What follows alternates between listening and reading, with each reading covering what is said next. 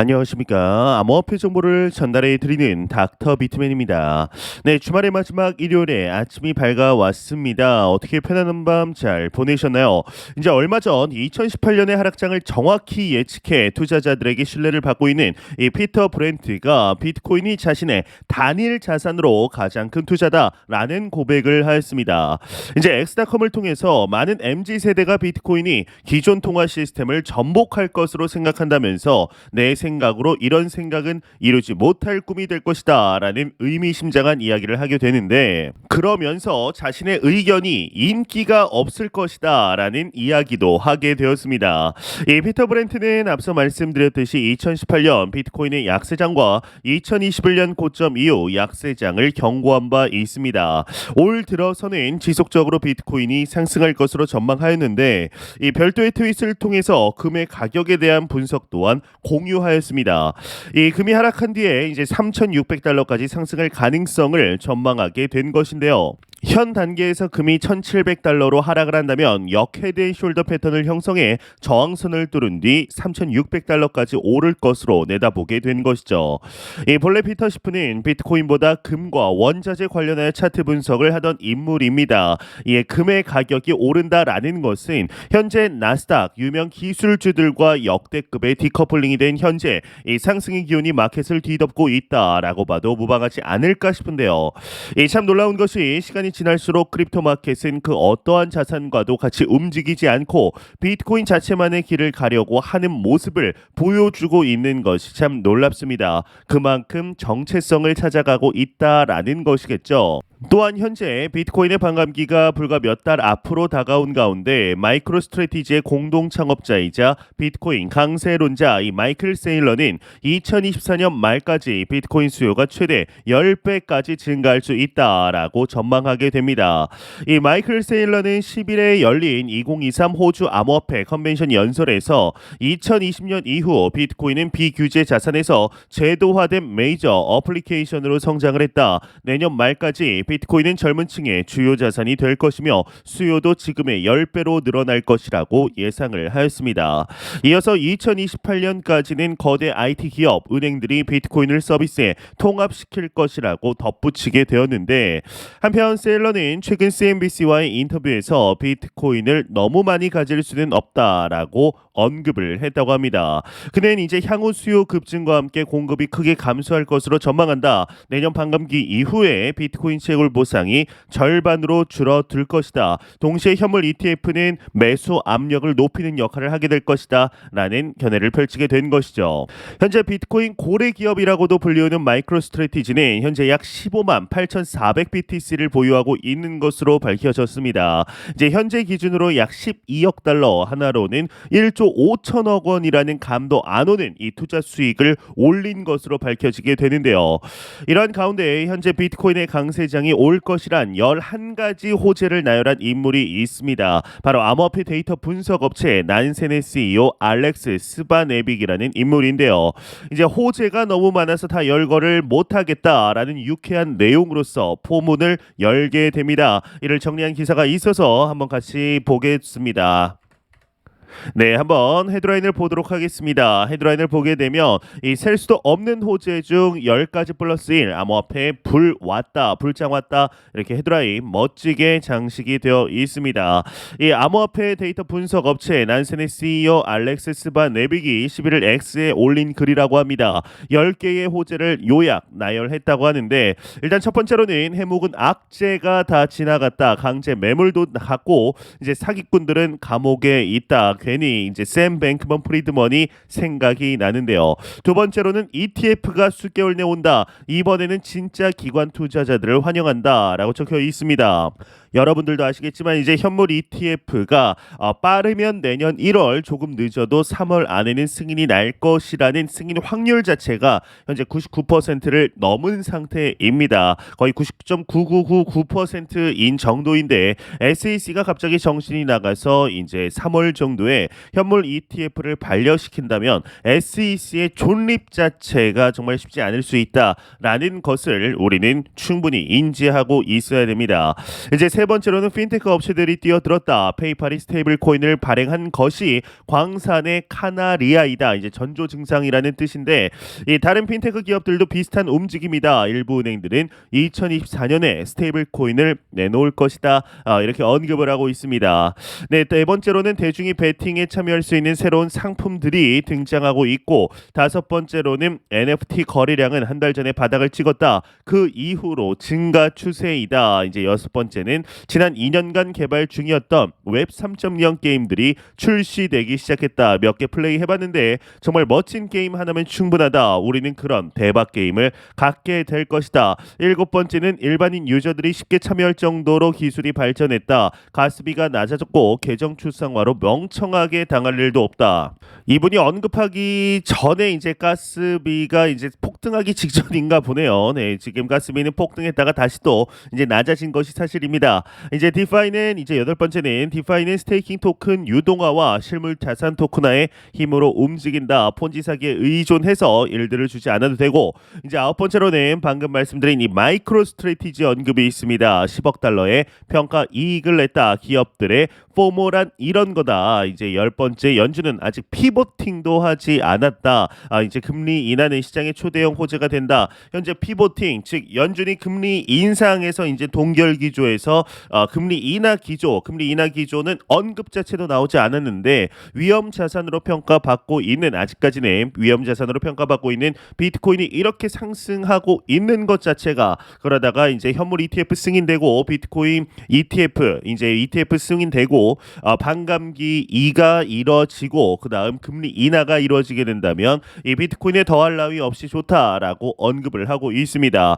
그러면서 알렉스 스파네빅은 이렇게 10가지 호재를 열거한 후에 당신은 아직도 강세론자가 아닌가라고 반문을 했는데 그러면서 곧바로 트윗을 하나 더 올렸다고 합니다. 11번째 호재로 이렇게 썼는데 네, 비트코인 반감기가 온다. 아주 초대형 이벤트인 것이죠. 괜시리 이렇게 이야기를 하다가 제가 스스로 좀 소름이 돋을 정도로 정말 많은 호재들이 있지 않나라는 생각이 듭니다.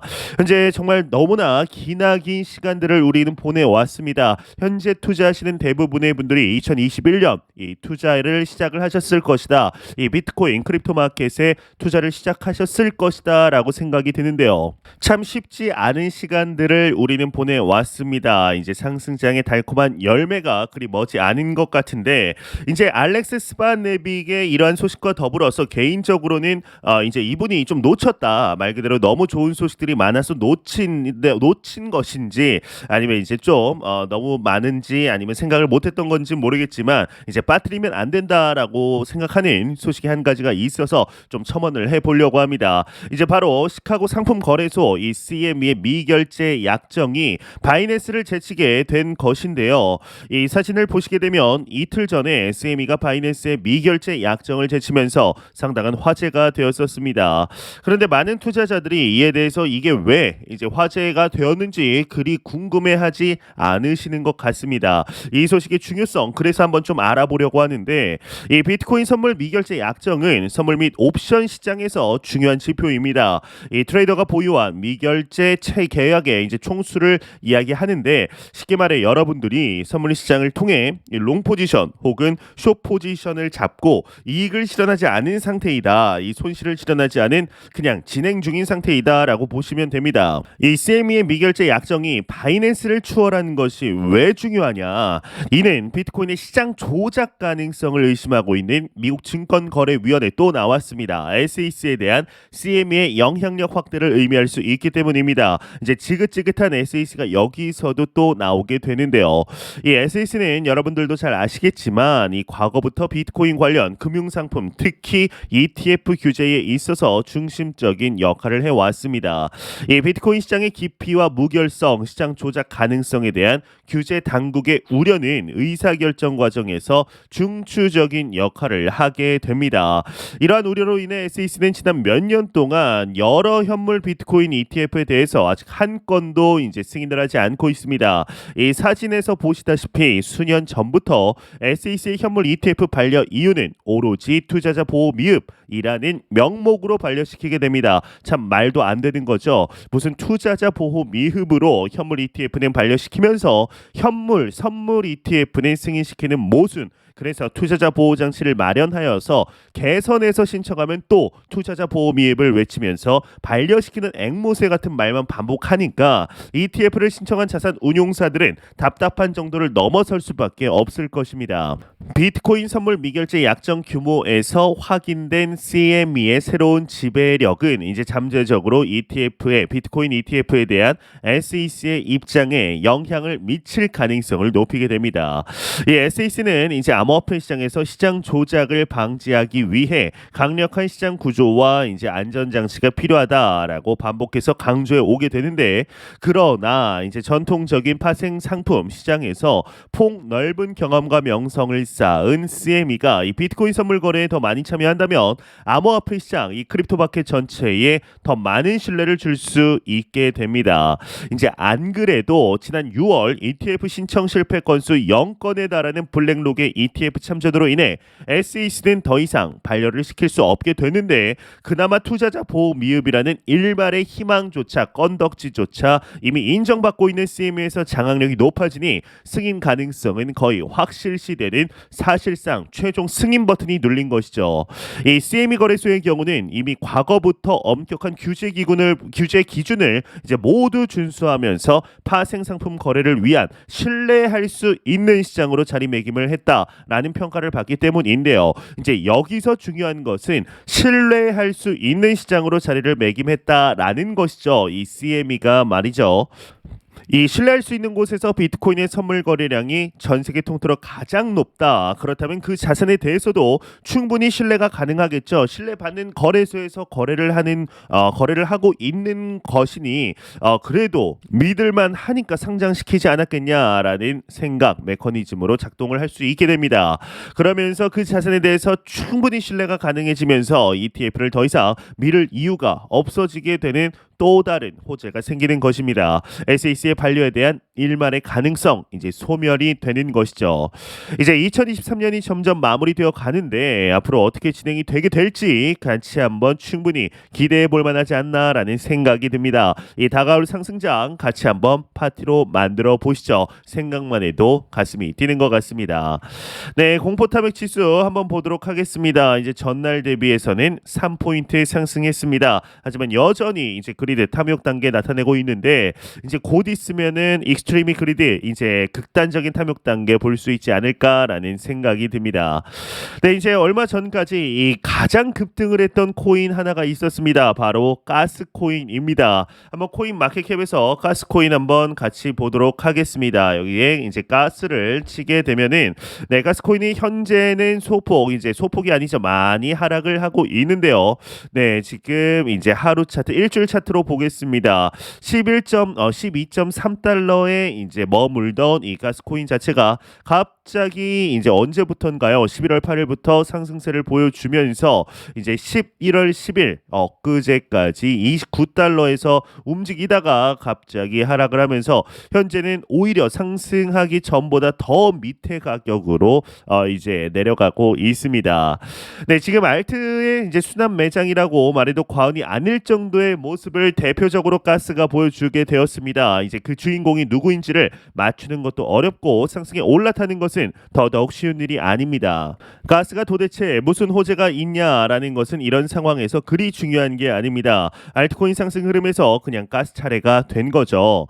이제 그 순서는 누가 정할까요? 이거 정말 알 수 없습니다. 네, 이 진짜 세력일 수도 있고 뭐 운일 수도 있습니다. 그러니까 이런 상승은 평소에 홀딩하던 분들의 것이지 이 뉴비들의 것이 아닙니다.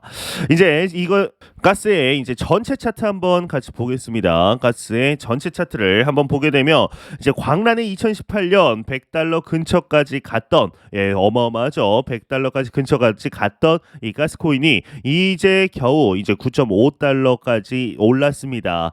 이 차트를 보고 나면 가스코인이 미래고 뭐 분명 세계 블록체인 네트워크를 대표할 수 있는 코인이 될 거라는 생각은 사실상 지나친 기대라는 사실을 알 수가 있습니다. 이제 참고로 여기 보시는 이때가 2021년입니다. 2021년 기준으로 말씀드리자면 가스코인은 2018년에 전고점을 넘지 못한 올드 코인들 중 하나일 뿐입니다. 그러니까 지금 오른 것을 굳이 이유를 가져다 대고 그렇기 때문에 가스코인을 사자라는 접근을 하는 것은 좀 잘못된 접근일 수 있다라는 점을 기억해 주셨으면 좋겠습니다. 이제 그렇다면 가스코인은 도대체 뭘까요? 이 네오코인을 들고 있으면 받을 수 있는 코인입니다. 이렇게로 제한이 되어 있어서 매력적으로 보일 수도 있고 네오가 계속해서 개발팀을 통해 업그레이드와 파트너십을 맺고 있기 때문에 그에 대한 기대가 분명한 것은 사실입니다. 하지만 가스의 시가총액은 이제 122 정도밖에 안 됩니다. 이 정도면 펌핑이 있다고 보는 것도 무리가 아니죠. 다만 한 번에 팡 치고 올라갔다가 바로 꺼지는 게 아니라 오르고 또 오르는 방식으로 꾸준히 올라주고 있었기 때문에 꽤 많은 개인 투자자들까지 달라붙은 겁니다. 이 코인 투자하면서 시총 10위 안에 드는 코인들 정도 아니면 사실상 아무리 이제 멋진 프로젝트들이 나온다고 하더라도 그리 집중할 필요가 없다는 게 제 개인적인 입장입니다. 이제 실제로 많은 크립토 프로젝트들이 그럴 자본도 없고 믿음도 없습니다. 커뮤니티는 엄청 뭐 이것저것 하면서 몰려 다닐 수는 있는데 이제 실제로 되는 것을 보는 일은 좀 어렵습니다. 물론 중국이 블록체인을 중요한 산업군으로 분류하고 홍콩을 통해 암호화폐를 거래를 허용하는 모습을 보이고 있기 때문에 대표적인 중국 코인 네오와 가스가 상승한다라는 논리는 상당히 합리적으로 보이죠. 하지만 중국 자체가 워낙 상황에 따라 변덕스럽게 크립토를 규제해 왔기 때문에 이 부분에 대해서는 주의하여 투자할 필요가 있습니다. 이처럼 현재 알트코인이 정말 이제 순환매처럼 순환 펌핑이 이루어지고 있습니다.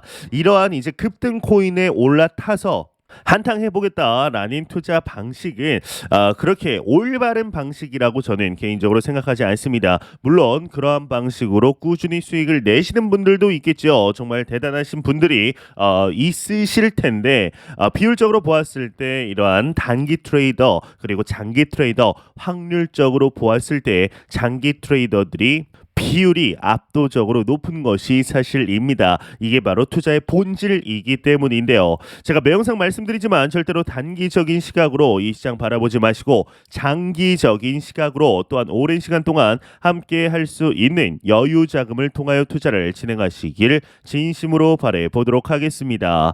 네, 제가 준비해온 소식은 여기까지입니다. 영상이 도움이 되셨다면 구독과 좋아요 그리고 광고 한 편만 처음부터 끝까지 시청 부탁드립니다.